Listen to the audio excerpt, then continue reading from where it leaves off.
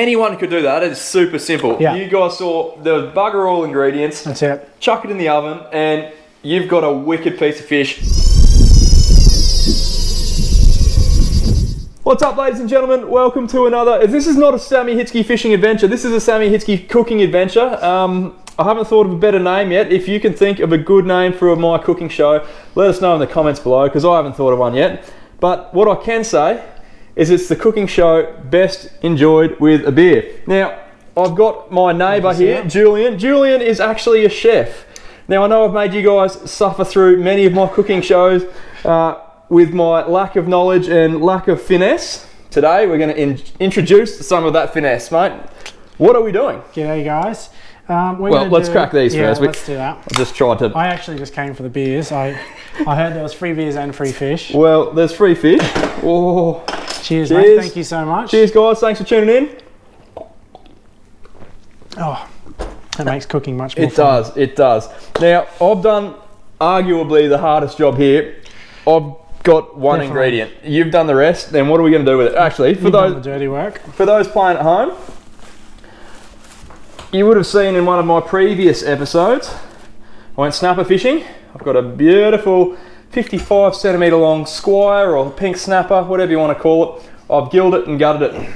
Tell us, where did you pick up the fish? Can't tell you, it's a secret spot. Oh, Can't really? tell you, I'm a fisherman. Can you tell us the broader area? I mean, yeah, it's Queensland. It's Queensland.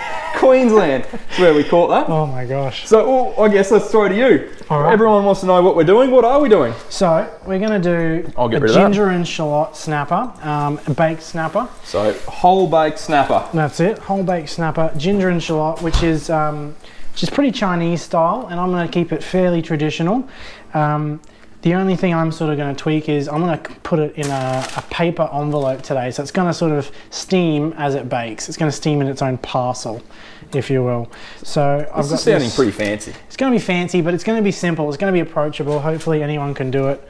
Excellent. Pretty easily. There's like 3 main ingredients I've got here, and we're going to prep them quickly. Quickly run us through the ingredients. We've got what? This is a bird's eye chili. We got chili. You could use a long red chili. So I'm just going to split it straight down the middle here. I want to expose all those seeds, the really hot seeds there. And that's what I want to stick into my chili oil. So we're making a chili oil. This is very fancy. Yeah, and you only need a bit of sesame oil. So there's a couple tablespoons there. And I'm going to match it, if not even more, with rice bran oil. So this is pretty well, we can just call this the iometer. You just go near enough is good enough. Yeah, exactly. This is not a science, it's an art. Yeah. So I don't know, what have I got there? Maybe 150 mils. Beauty. I'm gonna stick that on the stove, make it hot. So I reckon probably 2 minutes. It doesn't even need to be smoking hot, just needs to be hot enough to get some of the flavors out of the chili. Can we use the word infuse? Infuse is definitely the right word. I didn't want to be too fancy. I wanted to sort of just keep it simple. I got this. But since you're so fancy, terminology. I got all of it. You actually are. You're a pretty good cook. I've seen what you've done. It's not just basic. Oh, you know, guilty. Righto. Right. Ginger, what are we doing with this? I'm just going to square it off. So I'm just going to lose a little bit of skin. I try not to waste too much. You can keep that for playing about with other stuff. So you're just going to circumcise your ginger there? Exactly. In fact, if I really wanted to be fancy, I could probably chuck some of that in with my oil. I'm just going to slice this up. It doesn't have to be perfect. So that's probably a handful of ginger. Let's call it a handful. That's scientific. Rough chop it. I got 5 pretty decent sized spring onions. Some people call them shallots, some call them eschalots. I get confused, so I call them spring onions. Lose the very hairy little roots on the bottom there. Keep them for the compost. So manscape your shallots, your spring onions. Yeah, trim the beards. Trim off that first layer. I just pull it off like this. Peel off that outer layer, because it's usually dirty. It does grow in dirt. I'm just gonna put them in half. Run my knife through them. This is super unfussy cooking, which I like, but it's super flavoursome. Nice. And it makes you feel pretty healthy when you're eating it too. We got some action over here. Can you hear that? They might not be able to hear it, but they can see it. There's things happening. It's starting to bubble and hiss and pop. That's a good sign. I reckon that's showtime. Done. I'm going to switch that off. Yeah. I'm going to leave that to cool for a second. And I think it's time to put this thing through the blender. So there's nothing to it really. These 2 ingredients go in. Never a good day if you don't have any salt. Season. So if you were to put that in a measurement, just a fair whack of salt. A fair whack. It's a precise That's a precise description. Tell you what, this is good. I've pretty well just invited you over to cook me a feed. Look at that, that's half a blender worth. There you go. Yeah, you're going to get a good one out of this. I'm going to take this one out. So ginger's out. Definitely the ginger's done its job. And the chili, if I was really bold, I would leave the chili in and I'd blitz the whole thing up. But I just want to get a bit of the flavour, a bit of the heat, but I want to have this pretty mild. I don't want to have it like blow your head off. So chili oil in. I put it in hot, I don't really mind.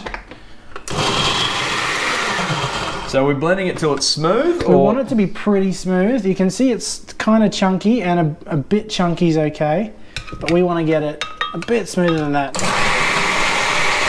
Get that action. Pasty, that's pasty. We're dealing with this fish now? It's fishy time. So you've already done me the kindness of scaling and gutting. I'm just going to trim off some of the fins. Trim off these ones so you don't poke yourself while you're eating.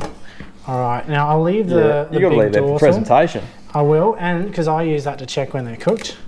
But this is so long, we're not going to fit it in the paper unless I trim off the tail. Or you could catch yourself a smaller fish. Unfortunately, I'm unable to. I was going to suggest that. I didn't want to like offend or like, yeah, can you get a smaller fish next time? Don't know what that means, sorry. You don't know how to do that. No. It's go big or go home. Small fish, never heard of her. And I'm going to do a few scoring cuts, and I'll probably go right out the end, but I'm not going to go too deep on the end there. I'll probably do 3 or 4 along this way. I'll just follow that same direction. I like to do this pretty deep, and then because it's a whole fish and we're going to be taking the fillet off afterwards, I come along the spine here. That's a good idea. I never done that, or did that I should say. My English teacher would be shaking. That's right, you were so excited you couldn't English good. Pretty much. So that's pretty much what I want. I just want the ability to just push that fillet off the bone once it's cooked. It'll just flake off. Righto, so what are we doing? We're wrapping our snapper up in some baking paper. Baking paper. There's a fancy chef term, but look, I didn't want to bring it out of the bag. What, for baking paper? For this style of cooking, it's actually called en papillote. And it basically means in the envelope, in paper, because you're going to wrap it up in its own little envelope. But you're not going to mail it, you're going to eat it.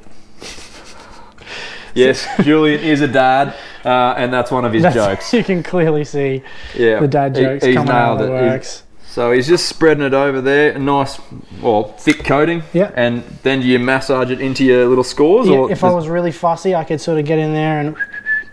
I reckon this is a good dish you could pull out for a barbecue if you've got a few friends around, but you want to impress them. Yeah, this is a good flexing dish. Yeah. Great flexing dish. You want to flex at the barbie. Yeah. Show them just how badass you are with your weekend barbecues. And do the exact same on the other side, Exact same, that's it. We're going to sort of make its own little cocoon of flavour in there. So we've got both sides of our snapper done.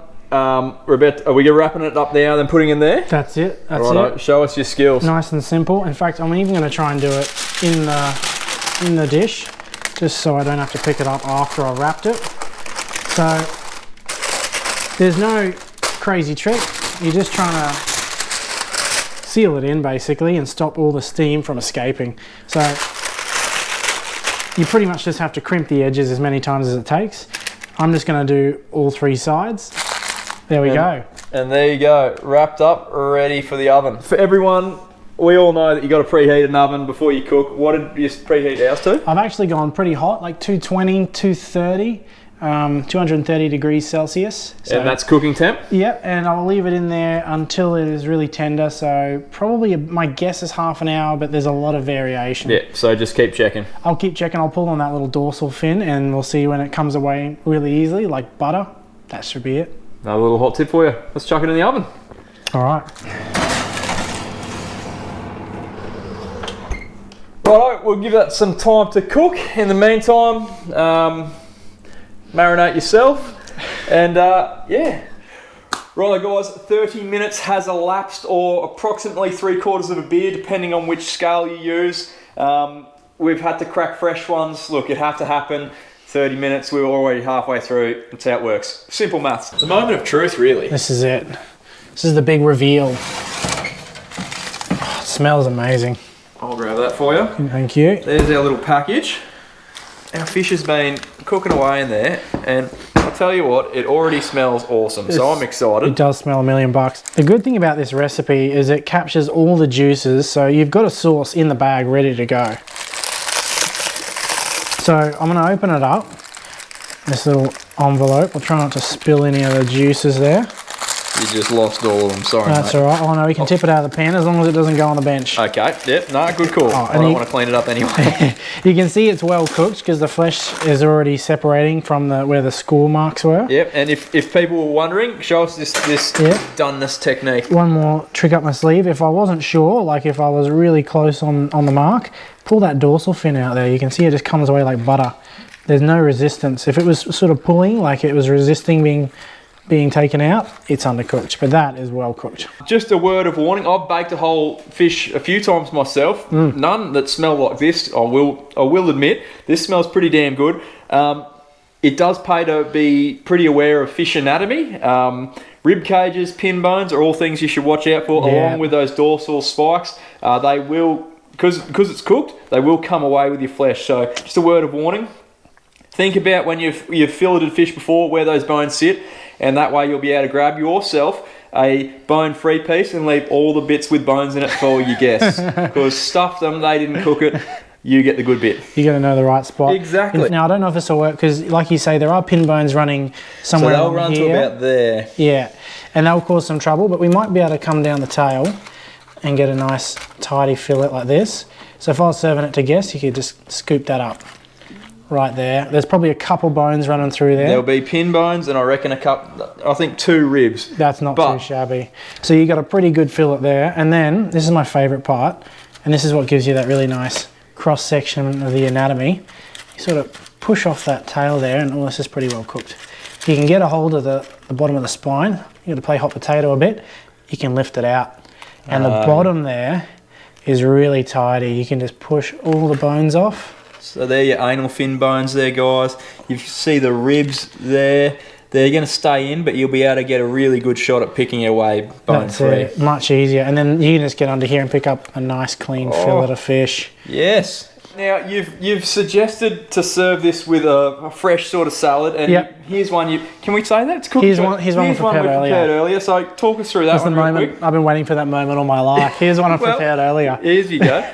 So really simple, literally just bean sprouts and mint. Got some fresh lime here. I've just taken a little slice off, and I'm going to add a good squeeze of lime juice, nice and fresh, because it is a sort of an Asian flavoured dish, and a good drizzle of olive oil. Extra virgin, give it a quick toss up, and there's really nothing to it. It's a super simple salad. Would you like a plate? A plate sounds good. Let's do a fancy plate up. We're going to go full chef style plating. And this is the lovely baked fillet of ginger and shallot snapper. So snapper on the plate. And then I'm going to go... Garnish. Can we garnish? We're garnishing with our bean sprout and mint only salad. I'm going to leave it slightly to the side. I want to show off that sick looking fillet of fish. Like Finish it with a little cheek of lime there, a cheeky cheek of lime. Hang on, look at this. I'm going to get some side. Look at that rotational pan. Guys, that's pretty good. That is pretty good. Like all good cooking shows, you've got to have a taste. You did suggest a cheesing of the forks, so here we go. Bon appetit. After you. Thank you, sir. I'm going to get in here and I'm going to get some skin. There you go. I'm doing a big piece. Go big. Go hard or go home.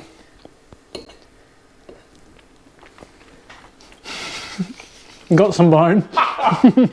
Didn't bone it that well. That's your classic rib cage. That's nice. You can taste the ginger.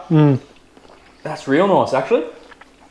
What I love about that is it's not, you still hero the fish, but it's quite subtle, the flavours on the top, but they've infused the whole way through, and that fish is moister than an oyster. It's about fresh fish done right. All you need is Sammy Hitzke to catch the fish for you. Or, you know, it is possible to catch your own. I've done plenty of technique stuff. You should be able to catch your own by now. But anyone could do that. It is super simple. Yeah. You guys saw the bugger all ingredients. That's it. Chuck it in the oven and you've got a wicked piece of fish. You guys, if you've got friends over, cook that up. I'll tell you what, they won't leave. You'll have to kick them out. Mate, thank you very much. That is pleasure's all mine. I'm eating more. I've just thrown to you on the camera as you put food in your mouth. That's how professional we're going today. But mate, thank you very much for showing us that is a fantastic recipe. Thank you. Guys. Thanks for having me. The pleasure is mine. You've cooked me a feed. Oh, I've got a great system worked out. I'll come back any day of the week. Good beer, good fish. Fresh as a daisy. You guys heard it first. It's on camera. You have to come back now. Well, guys, I hope that's tickled your taste buds a little bit there. If you liked or learned something in this video, make sure you hit that like button. Leave us a comment below. If you're new to the channel, make sure you subscribe. There's more fishing. There's more cooking. There's heaps of stuff going on. So make sure you subscribe so you don't miss it. Julian, thank you very much again. My guys, pleasure. Hope you're catching a few fish. And I hope you're cooking them up like this because it's damn awesome. Cheers, guys. Have a good one. Cheers. You.